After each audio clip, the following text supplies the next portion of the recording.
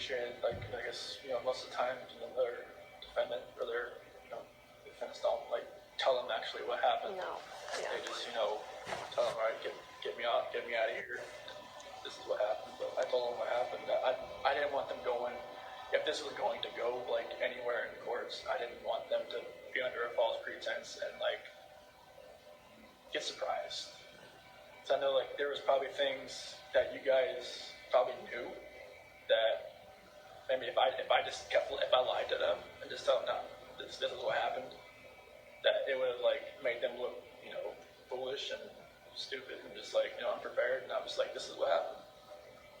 And they, they appreciated me telling them that. So now they would be prepared. And that's when they were saying, like, if it was ever, if we ever went to them, the prosecution, and say, if we could end this, would I be open to it? I'm like, if it could end, let's end it. I know there was, like, wasn't her phone found on the couch or between the couch cushions? Like, did you plant all that stuff? I just threw it in there. You just threw it in there? Why did you do that? I don't know what was going on that morning. Like, even, like, her watch, her phone, like, that was actually, like, if I'd planned this, I would probably just take it out to the field, probably, But, what about her ring and stuff? What were you thinking about that? It's like, maybe she actually really wanted a divorce. Maybe she didn't want to fix it. Just put it there on the counter. She took it off? Or did you take it off? I took it off. Okay. Oh, so that would look like she was saying, I want a divorce, I'm leaving it here when I'm taken off. I see. So the phone and her watch and the couch, was that morning before you left to go to service? Okay. That's, I think, Nicole's son found it or something. Yeah. What other things did you do that maybe we even missed? Tried the phone and the watch. I think I threw the therapy book she wanted me to read in the trash. That was that morning? I think so. Were you trying to make it look like she threw it in the trash? I don't know. I just didn't think nothing was ever going to work again. So I didn't know what was going on. Did you go down to the basement? I thought the basement door opened. Yeah, the door is open, but yeah. So there was a lot of movement, I think it was around 4:26 or something. And the garage door opening, the basement door opening, and then of course the living room sensors and all. Do you remember what you were doing all during that time? You had a lot of steps. I'll just say that. Okay. So like the basement, I'm not sure. I mean, the only thing I really have down there is my workout, the bench press and whatnot. Do you remember going down there for anything or opening that door for anything? Did you think about, well, maybe I'll take her out that way, or is it a walkout basement? No. It wasn't at your house. Okay. No, it's like a garden level basement. So okay. But now I don't remember really. I don't think I worked out that morning. Like, were you packing your lunch in the kitchen? Like, did you have to do all that normal stuff? Yeah. Okay. Yeah, I packed lunch and everything. Did all that. I don't remember about the basement. Unless I just worked out that morning, I just don't remember. I don't think I did. So one of the more... Unless there was a trash bag down there, then Yeah, you got trash bags from there? Maybe there wasn't any in the garage, and I went down there and got one. Do you normally carry a roll of trash bags in your truck? No. Okay. So there was a roll in your truck? There was? Yeah. Maybe I just grabbed it and brought it with me then. That would have been kept in the basement, maybe? Or Basement or the garage. Or the garage. I'm sorry, what were you saying, Graham? One of the more kind of poignant or tender moments in all of this was seeing you with your dad when he came in.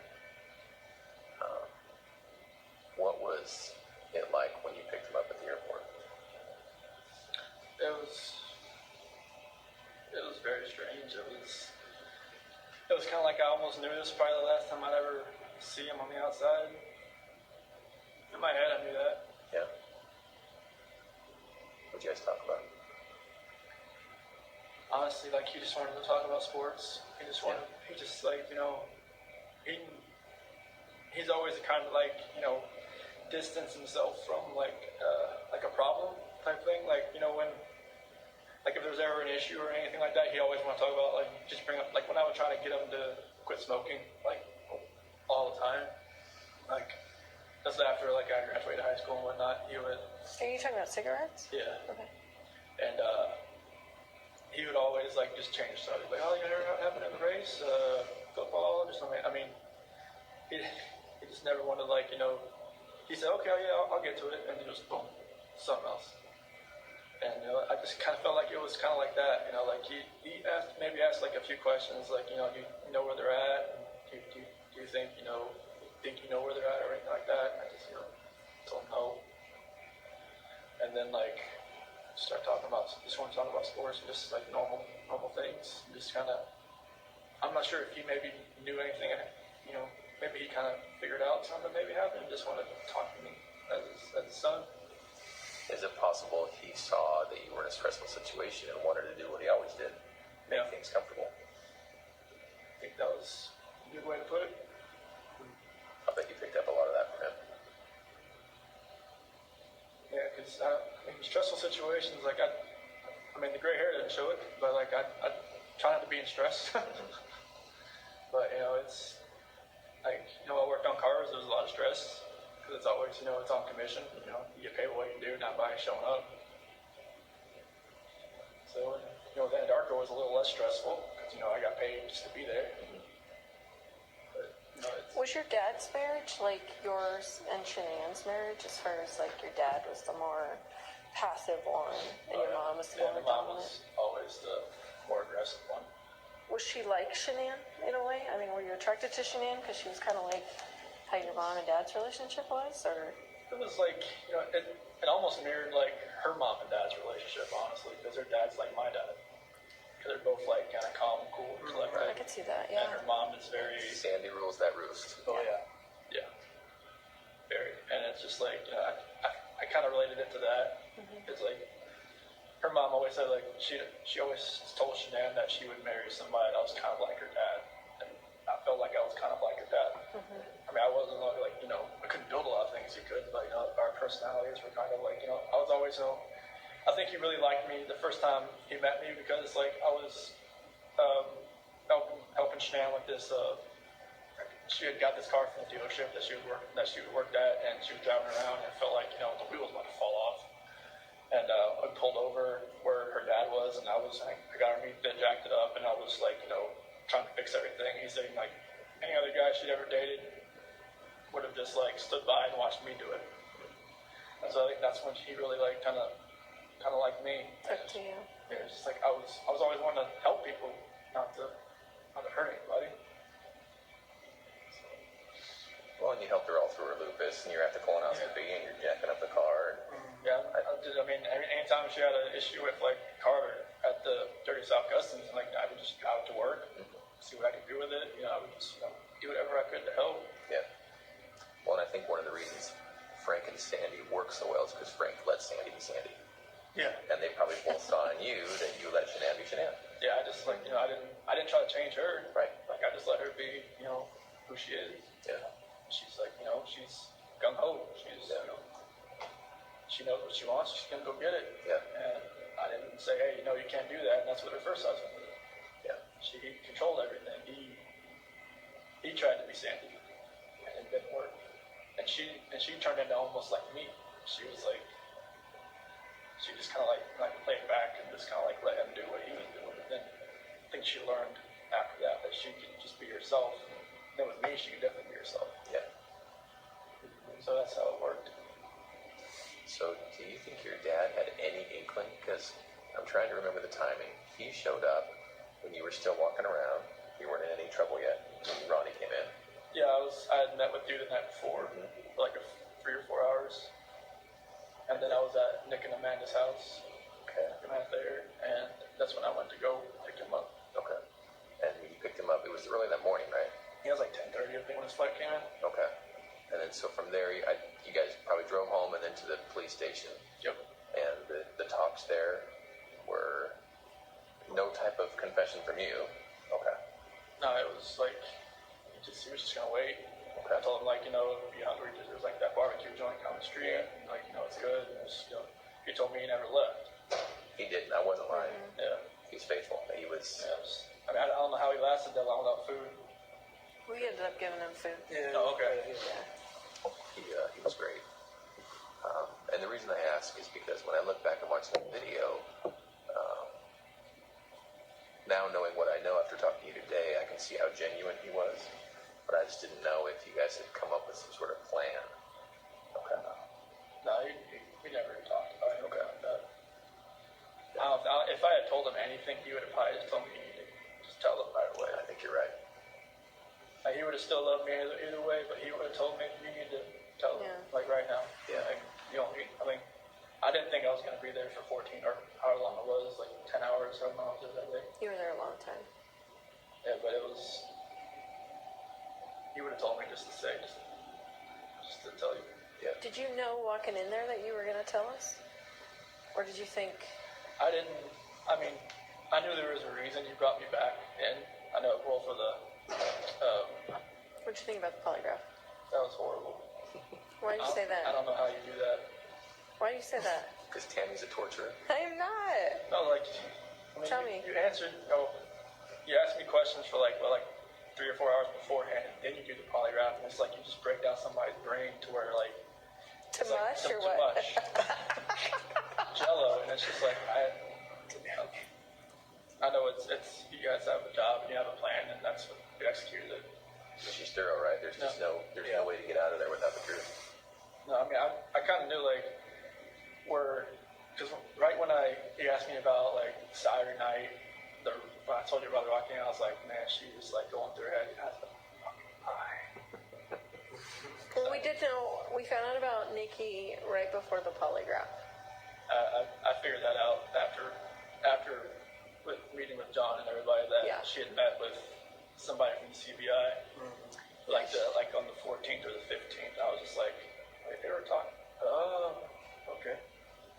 So you already knew. But I mean, I didn't know how extensive it was, but yes, we knew. yeah, I mean, walking in there that day, just walking into that room, I knew I wasn't walking out. Yeah. Just the feeling I had walking in that room. Yeah. Just seeing, I mean, I don't remember if the polygraph stuff was already in there. I think it was. It was, yeah. But it was, I knew I just feel like sometimes when people, do the bad thing and they stay, like, some part of me thinks, well, I think they're here because they really want to tell us what happened. Because it's not normal that you want to keep all that in. Like, that just kills people on the inside, and I could tell it was killing you that day. Yeah, I mean, it was just like that. 13th when I slept in the house, it did nothing. I don't think I slept maybe like 2 hours because I just finally got so tired I just fell asleep. I had every light on.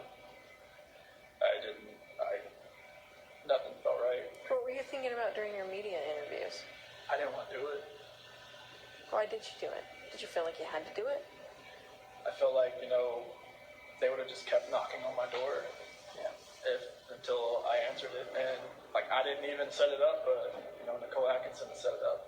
She told me, hey, Fox is Is she going the one who set it up? She said Fox is going to be at your house at 10:30. Like, what? Like, okay. And, I think I even called you about it, like, what do you recommend that I do? And he's like, it's kind of up to you. I'm like, okay. And I called one of her friends, what should I do? And she said I probably wouldn't do it, but I just felt like, I don't even want to know what, like, I didn't even set it up there because Nicole Atkinson set it up. Some people said, told me, hey, Fox is Is she the one who set it up? She said Fox is going to be at your house at 10:30. Like, what? It didn't look good. I mean, obviously we can't say, oh, we knew right then he was lying, but I think we all watched it together and went, this might be bad. Yeah, I mean, I had that feeling after I watched it. So I could kind of see it in your face. it's like I was just lying to more and more people, and it was just like, Do you have internet access here? No. Say, just don't get into that trap that everybody's in. Just watch What all trap? that. Oh. The social media trap and all that. no, It's they don't ridiculous. let you have social media here. Like, I think think some of the GP guys are getting like these little like tablets or something that are like, you know, the size of like a older iPhone or something. But I think they can use like email, but I'm not sure about like social media. No, definitely no social media, but like I'm not sure about internet or not. But this place is kind of like, you know, a dead zone pie for phones, anyways. I would think. I don't know. We're getting service, which is weird. Yeah. I didn't think we would. Right here. Yeah, right in this room. Maybe this is kind of like a hub of yours. Yeah, that's This true. is the spot. Yeah, computer room. You would hope they'd have some. Did you talk to Nikki afterwards? After all this happened? On the 13th and the 14th. What was that conversation like? It was the 13th. It was kind of like, you know, it was more text and then maybe a phone call, like a phone call, and then she thought maybe Shanann like took off with the kids, like just, you know, because I was telling her I didn't know where they were and all that. And then the 14th, she kind of like, I think she kind of thought something may have happened because they hadn't come back. Why do you say that she might have thought that? Her, you know, she kept asking me like some weird questions. Like she kept asking like questions that only I would know, but she was testing to see if like it was actually me on the phone. Like What do you mean? Like she would ask like, you know, like what's my dog's name, or like what do I like what yoga studio do I go to, or something like that. And just like like I just answer like I'm, and then like another thing about I'm not sure if this is you. Just like, okay. Is this through text or is this through calls? Text. Oh, okay. So she wasn't hearing your voice. Okay. Yeah. Is it possible she thought you'd been arrested and we were on the phone? One, either Shanann had my phone or somebody else had my phone, or like maybe, you know, maybe she thought it was. Well, hopefully Shanann would know all the answers to those questions, right? No. This is Nikki asking me. Yeah, but if she's asking you your name of your dog and what yoga studio and Yeah. like wouldn't Well, Shanann know that? maybe she thought, you know, maybe I was with Shanann. That she was just trying to find out who she was. But yeah, like some of the conversations, like on the 14th, got a little weird. I think that's when she met with CBI or something, or FBI. I'm not sure who she met with first. So she talked to you after she met with? No. Oh, she that did. was like she had told me like, this is the last time you'll probably hear from me. I'm going to stay at my friend Jim's place. All this is all going on. She said not to contact her until this is done. She told me to delete everything, and I didn't delete everything. I just okay. I'm not sure why I didn't delete everything, but probably helped you guys out a little bit. But She told you to delete everything? delete all conversations. Did she tell you why? She just said delete it. Which I don't think you can ever delete a text message. We're pretty good at getting deleted text messages. When your dad came in, one of the first things you guys talked about, he said, you know, kind of quietly, I cheated on her, I cheated on Shanann or something. Your dad didn't know until that time?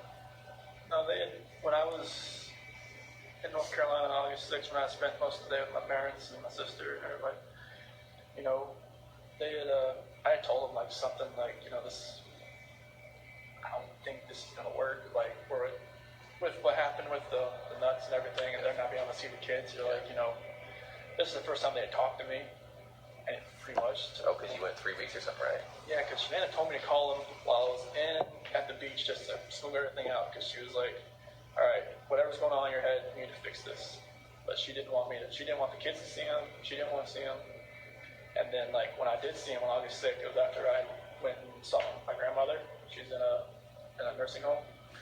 And she still wouldn't go see my parents or anybody with the kids. So I just told her to leave me there, and my dad would come pick me up, and, you know, spent the whole day there. They were, you know, they said they want to see the kids. They just don't know if they could ever, like, you know, just forgive Shanann for everything that happened that day. I guess, I mean, I'm not sure, like, everything that was said that day when they had that argument, but apparently it was like a knockdown, drag out, like, bomb that went on there. Pretty hurtful things. Yeah, I'm guessing so. And, you know, they just don't know, like, if they could ever forgive her or not. And I just, like, I never told them about, like, you know, cheating on cheating on her. Like they even asked me if there's somebody else. Oh, did they really? Yeah. So they could kind of sense maybe something's going on.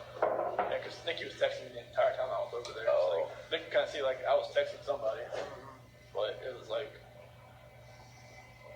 maybe they kind of knew. Like even like when I was in San Diego talking to my friend Mark, I told him about Nikki, but I didn't tell him like I was gonna meet up with her. Okay. I told him that I was trying to like. I should have just told him right then. Maybe that would have helped me. I know maybe he had an instance where there was some girl coming after him, and she was engaged, and he ended up getting with her, and then they were together, and then she cheated on him. Is this before he was married or during? It was after. Okay. But like he could have helped me, but I just I never told him the whole thing. That it was a lot further along than I wanted it to be. That's interesting to think about, right? Because your dad could have given you some good advice. Yeah, everybody. No, this is my friend Mark. Oh, I'm sorry. Okay. Yeah. When I was in San Diego. Oh, I gotcha. So you think you told Mark about them, hoping that he maybe question you about it, or? Well, I was because Mark was my best friend. I grew up with him since I was like 8, 9 years old. Yeah. So like, he had been married before, and it didn't work out because they were stationed together or something like over in Korea. And I should have just came out with like the whole story. Like I just told him there was this girl at work that I've been talking to, but I'm just distancing myself from her. Yeah. But that wasn't the case. Yeah. I was just letting it exponentially get worse. Right. And if I had told him like, hey, Yeah. he would have been like, whoa, man, like, all right, take a step back and look. Yeah. Right. And like, don't like fall into that trap. Being you're gonna be alone for 5 weeks. Right. And there's times I wish like maybe Shanann didn't have to go away for 5 weeks. Maybe we all just went for 1 week. Yeah. Nothing would have ever happened. It's only 5 weeks alone. That's the only reason really that was almost even allowed to happen. There are quite a few people who would tell us and who do tell us you need to look into Nikki more, Nikki Kissinger. All the way from the extreme end of things being Nikki's the one who ordered the hit. She was there. I'm in the basement. She was there. Yeah. So the extreme is she's the one who told Chris to do it. She's the real problem. All the way, that's the extreme side, and then all the way to, well, there were these texts where she was infatuated, she was in love, she was saying how good Chris was in the sack, and maybe we should look at her more. What would you say to those people? Like, she had her moments where I had to talk her like off a ledge kind of deal. What does that mean? It's like, I guess after the fact, there was like videos of her that she was like recording herself because she was like bipolar or something. I never do that. But it's like, and she would get worked up about nothing. She would just like, she came to my house once because I think it was like July 4th. I didn't have to work that day. So I didn't like get up at like 4 o'clock and go home. And Shanann called me like 10 times in a row. And I didn't hear it because I was sleeping. I was just like, and she was pissed. Shanann was pissed. And like I called her on outside, like, where are you at? Like, what? I was like, I didn't have to work today. It's like you called me at like 5:30. It's like, well, kids want to talk to you at 7:30. I'm like I was sleeping. She's like, she just like, screw you, like like I don't know where you're at. And I went back inside. So I'm like, I gotta go. And she was just like, okay, are you coming back? I'm like, probably not. So wait a minute, you kind of lost me there. Were you at Nikki's place when Yeah. Shanann called you? Yeah. Okay, and so you were sleeping in her bed. Yeah, because I wasn't going to work that day because I didn't have to that day. Okay. The first holiday I ever had off. And, she now was pissed, and, it kind of pissed Nikki off too that I left. But I think that's when I called Nikki later, and she was like, she kind of realized that, she'd always be like, the second, she said second fiddle. Sure. And because that's how I would come back that day. Just, I don't want to be anywhere else when Shanann calls. She was already pissed. So it was stuff like that where she would she would go. She said she would go on like websites and look at like will a relationship work with somebody, like will it mistress work? Will a mistress turn into a relationship? That's what Nikki was looking at? Yeah. She would tell you that, or you She heard told that? me that. Okay. Yeah, she said that she would go on websites and look at stuff like that. I was like, why do you even look at stuff like that? She's like, I just want to see what other people have experienced. But like, so that confuses me though, because I thought earlier you were saying she thought you were heading toward a divorce. So why was she looking at herself as a mistress? This was later on. Oh. Like, in August, like Okay. first week of August, when I told her, like, I had had that talk with her about separation. Uh-huh. That's when, like, she started looking at, like, apartments and stuff. But, like, during our July relationship type thing there, Oh, I see. that's when she was looking up, like, it would actually work. Okay. She told her friend Brittany about it, I guess, and Brittany told her not to do it, but she said she already made her decision. Okay. And so, are those people absolutely wrong about Nikki? She wasn't asking you to get rid of your family? No. Are you sure? Yeah, I'm sure. Okay. And no part of any of this was because she put it in your head or asked you to, or... No, she never, I mean, this whole relationship contributed to it. Sure. But she didn't want me to do I mean, was it ever like, I wish you didn't have kids, I want to have, kids of my own with you, like... she never knew if she wanted to have kids, but she said that, at one point she said, I'd like to give you a son. Did she know that Shanann was pregnant with a boy? No. Did she know Shanann was pregnant? No. And why is that? You just didn't tell her? I didn't know. Because we had met. But Shanann put that on Facebook. Like, how did she not see I that? don't know. Maybe she didn't. She just waited for me to tell her, or she put it out of her head. Can I ask you a question? A lot of people think you named Nico after Nikki. So what was that about? Nico was actually a name that Shanann liked. Okay. Shanann thought of that one? Yeah, I wanted to spell it like N-E-K-O. I thought it was like Nico that way. Mm-hmm. But she said N-I-C-O. I thought it was like something like Nico or something. Okay. I guess Nico is more of like an Italian name. Italian, yeah. So, and like she did leave for, my middle name, my dad's and all that. But like Nico is like, that's a name that she always liked. Okay. Did she name all the kids? Did she name Bella and Celeste? Yeah, Bella, because Italian means beautiful. Marie, mom's middle name. Celeste is her grandmother's name. Catherine's Shannon's middle name. Did you have any input in their names? I liked them. I was like, if we had a third child, I was gonna, maybe we could have like Lee in the middle name, but I knew like the girls' names. It was, I love those names, so I was like, that's cool. Mm-hmm. Especially like with the, you have little nicknames for them, like Belle and Bellavine and Cece, obviously. So that's good. But yeah, Nico was, it was okay. Can we go back to the house on the 13th? So, at one point, right when you got back there, Coonrod was there, Officer Coonrod, and Nicole was there. Mm-hmm. And then you went in the house and you were for about a minute or so before you let everybody in. Do you remember what you were doing in there at that time? So I went into the garage. Right. And then I ran around and I opened the front door. Yeah. Opened the front door did everybody come in through the garage or the front door? Everybody comes through the front door. Yeah, so I came in, I went in through there, I came in, opened the front door, and I ran upstairs. I just was like I was looking around. Okay. That's after everybody? Did you go around the house at all before you opened the front door? No, I didn't run around the house. I stayed down on the bottom, okay. Bottom floor, and then went and opened the door. Yeah, okay. Just curious. And I ran upstairs and everybody else, and that's when Nicole's son found the phone, and I was going like I was walking through the house. Yeah.